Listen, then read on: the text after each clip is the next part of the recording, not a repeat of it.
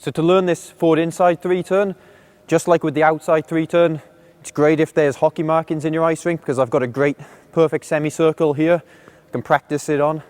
If not, you'll have to use your imagination, unfortunately. Anyway, I'm going to demonstrate a right forward inside 3-turn. I'm going to start with my right foot in front, with my T position, left foot pointing out to the side. I'm going to have my left arm in front and my right arm out to the side. From here, I'm going to bend. My weight is back on this leg, my left foot, to push. And then I'm going to push onto a forward inside edge. The next step, as with the forward outside 3-turn, is to rise up and rotate the arms to face the center of the circle. And here, my feet, I'm in the T position like that. So I've pushed forwards, opposite arm and leg, rise up, rotate to face the center of the circle. And here, I'm in my T position, ready to turn. So, as we've gone over, opposite arm to leg, right foot, left foot out to the side. We bend, push and transfer to the right leg, rise up, rotate, feet in T position, and then we pivot to backwards, and my upper body stays facing the center of the circle. I'll show you from another angle. I bend, push and transfer, rise up, rotate, and then I turn.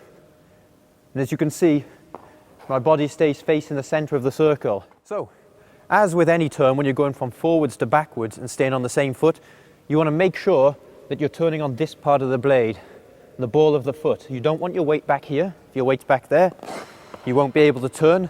And you don't want your weight to actually go onto the toe, because if you're traveling with a lot of speed and the weight goes onto the toe, it's going to be very hard, because your foot will stop, but your body will keep moving forwards. You can have a really bad fall. So you want to make sure that when you do this 3-turn, that the turn itself happens quite quick. When I'm here, I want to turn. You see, I quickly snap round to backwards. I don't do it slowly. You sometimes see people and they get here and they try and do it slowly and they end up catching their blade like that and falling. So you put the weight on the ball of the foot, like I said, and we're here, and it happens nice and quick. So some common mistakes you see people doing when they've rotated their body to face the center of the circle here, and they want to keep it there, as they turn to backwards, their shoulder rotates around with it. Afterwards, they're in this very unnatural position, and it's very hard to stop the momentum.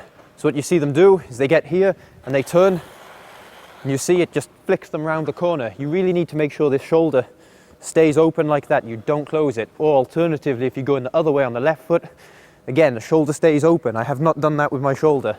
It'll make life a lot harder.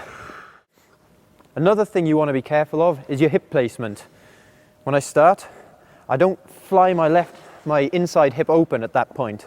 As I push off, my hips stay relatively square. What I don't do is push off and fly open like that. It's going to have too much whip, too much force. It's going to be hard to control. Another thing you want to avoid is when you turn to backwards, is the feeling that this hip comes through that way. You want to try, and it's quite unnatural, but you want to try to push the hip that's closest to the center of the circle back that way as much as you can. To show you from a better angle, I start here, I bend, rotate, and from here, now I'm pulling that hip back that way. Okay, what you don't want to do is let it go around that way, because it's going to really make it hard to control.